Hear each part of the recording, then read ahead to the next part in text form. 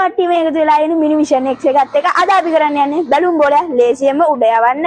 එහෙනම් අපි වැඩි කතා නැතුව කෙලින්ම වැඩේට බහිමු.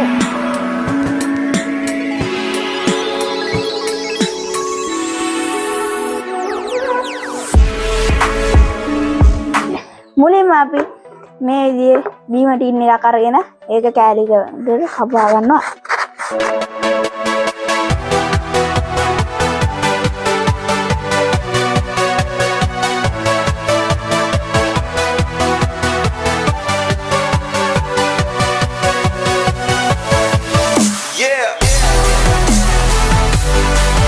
ඊළඟට අපිට ඕන වෙනවා කෝස්ටික් සෝඩා පැකට් එක. මේක ඔයාලට හાર્ඩ්වෙයාර් වලින් ගන්න පුළුවන්.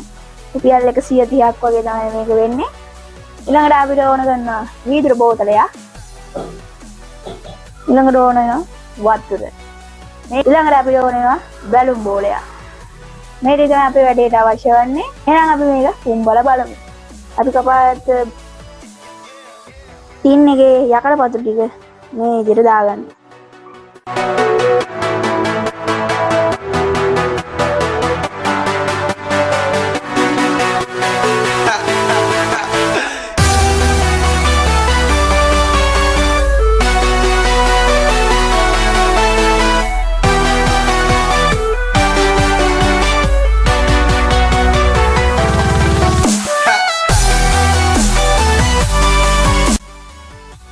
ඊට පස්සේදී අපි කෝස්ටික් සෝඩා ටික උද්දා ගන්නවා.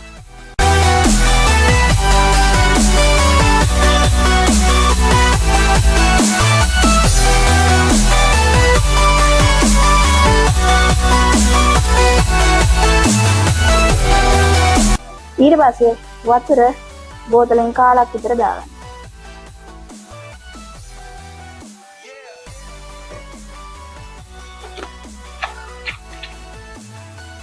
ඉතින් මේක පොඩ්ඩක් හොයනවා.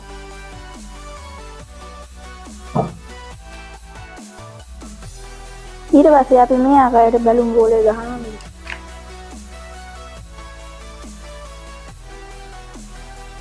ඊට පස්සේ මේ විදිහට වතුර භාජනයක අපි බෝතලේ තියන්න ඕන. මොකද මේ බෝතල ගොඩක් ඉක්මනින් රත් වෙනවා.